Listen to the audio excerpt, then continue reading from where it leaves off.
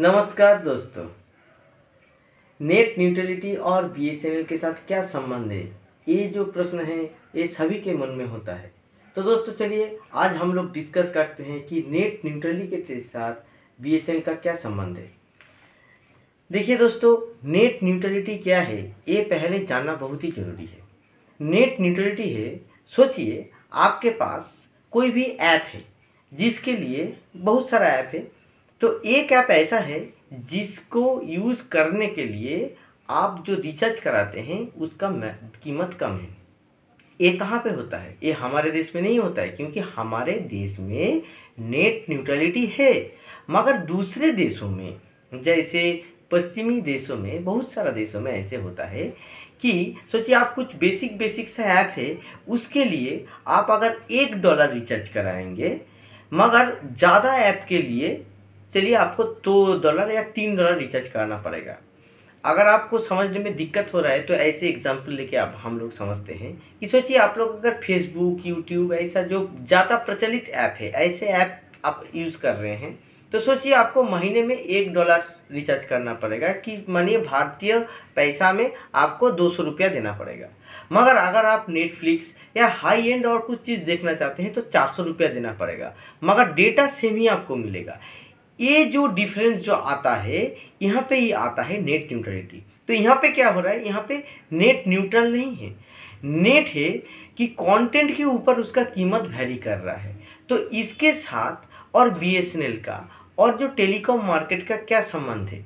देखिए दोस्तों, अगर जो ऐप ज़्यादा प्रसिद्ध है वो ऐप क्या करेगा कि जो टेलीकॉम सर्विस प्रोवाइडर है, जो इंटरनेट सर्विस प्रोवाइडर है, वो लोगों को जाके पैसा दे देगा। और वो इंटरनेट सर्विस प्रोवाइडर क्या करेगा कि सब्सिडाइज रेट पे वहाँ पे उस ऐप को इंटरनेट प्रोवाइड करेगा। इससे क्या नुकसान होगा? इससे नुकसान ये होगा कि नया कोई अगर स्टार्टअप आ रहा है कोई भी चीज़ में, तो वो स्टार्टअप आने में प्रॉब्लम होगा, उसको वो लोग आगे आने ही नहीं देगा। तो कुछ चंद कंपनी मोनोपोली करके बैठा देगा। तो इससे क्या होगा? इससे नया चीज़ खोजने का जो प्रोत्साहन है उसको मौका नहीं मिलेगा, और इससे क्या होगा, कंपटीशन कम हो जाएगा, और इससे बाद में जाके देश का विकास में और टेलीकॉम सेक्टर का विकास में भी, डिजिटल इकोनॉमी पे भी एक प्रॉब्लम आएगा। अभी हम लोग ये समझते हैं कि बीएसएनएल के साथ इसका क्या संबंध है।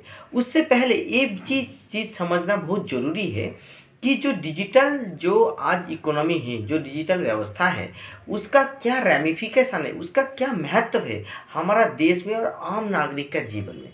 देखिए, जैसे मार्क जुकरबर्ग ने फेसबुक किया, आप लोग जानते हैं, अभी तो जानते हैं एलन मस्क है अमेरिका में। तो एलन मस्क का जो कंपनी है टेस्ला, वो एक कार कंपनी था, मगर उसने क्या किया कि डेटा में आया और ट्विटर को खरीद लिया।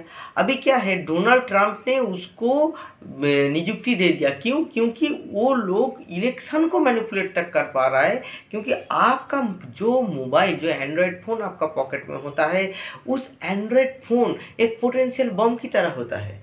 आप क्या कर रहे हैं, आप कहाँ जा रहे हैं, क्या कर रहे हैं, सब उसमें रिकॉर्ड रहता है। हाँ, हालांकि वो जो रिकॉर्ड है वो आपके साथ साझा नहीं किया जाता, शेयर नहीं किया जाता, मगर रिकॉर्ड तो रहता है टेलीकॉम कंपनियों के पास, और ज़्यादातर जो डेटा कंपनी है उनके पास।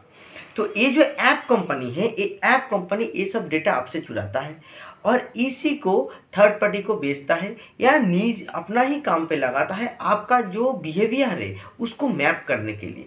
तो ये जो बात है आपका परमिशन के बिना ही होता है। तो इससे क्या होगा, इससे बड़ा पॉलिटिकल जो पार्टीज है वो भी अपना जो भी है वो करने के लिए, वो अपना जो इलेक्शन रिजल्ट है वो भी मैनिपुलेट कर सकते हैं। तो इतना महत्व है। तो अभी इसमें क्या होता है, देखिए दोस्तों, नेट न्यूट्रलिटी में जैसे भारत का टेलीकॉम व्यवस्था में जियो, एयरटेल दो निजी कंपनियां हैं। वोडाफोन आइडिया तो मान लीजिए एक निजी कंपनियां हैं, उसका सब्सक्राइबर भी है, मगर आगे जाके शायद वो बंद हो जाएगा। मगर ये जो डुओपोली है ये चलेगा। इसके साथ अगर सरकार ने अपना हिस्से से एक सरकारी टेलीकॉम कंपनी बनाया है, तो ये कंपनी नेट न्यूट्रलिटी मेंटेन करने में बहुत ही सहायता करेगा। कैसे?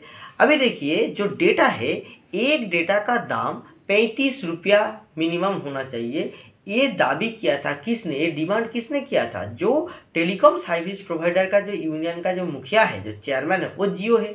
उन्होंने बोला था, जियो ने बोला था कि 35 रुपये मिनिमम 1 GB डेटा का होना चाहिए, इससे कम साहब हम लोग नहीं बिजनेस कर पाएंगे।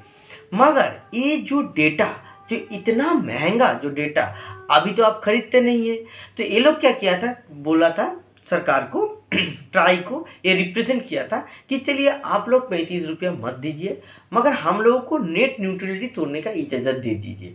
मतलब क्या है, हम लोग कुछ कुछ कस्टमर को, कुछ कुछ ऐप को हम लोग अलाउ करेंगे सस्ता दाम में, और जो जो ऐप अच्छा ऐप है, जो ऐप जो डेटा का प्राइवेसी मेंटेन करता है, उस ऐप को हम लोग 35 रुपया ज़्यादा महंगा करके देंगे।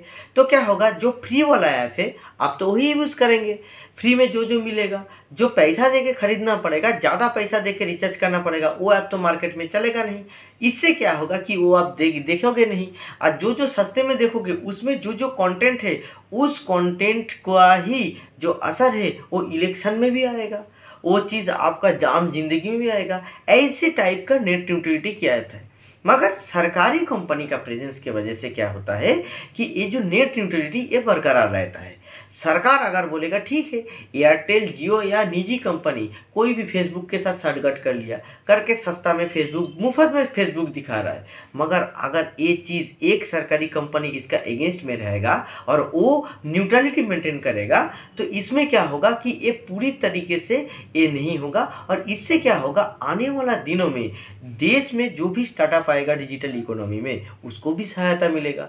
जो हमारा जो न्यूट्रलिटी मेंटेन अगर होगा, तो आगे जाके ये जो चीज़ है, ये चीज़ देश का अर्थनैतिक व्यवस्था में भी हेल्प करेगा। तो इसीलिए दोस्तों मैं बोलता हूँ, हर सेक्टर में जहाँ तक क्रिटिकल इंफ्रास्ट्रक्चर का सवाल है, वहाँ पे एक सरकारी कंपनी होने का बहुत ही ज़रूरत है। ऐसे ही न्यूज़ के लिए मेरा चैनल को सब्सक्राइब कीजिए। नमस्कार।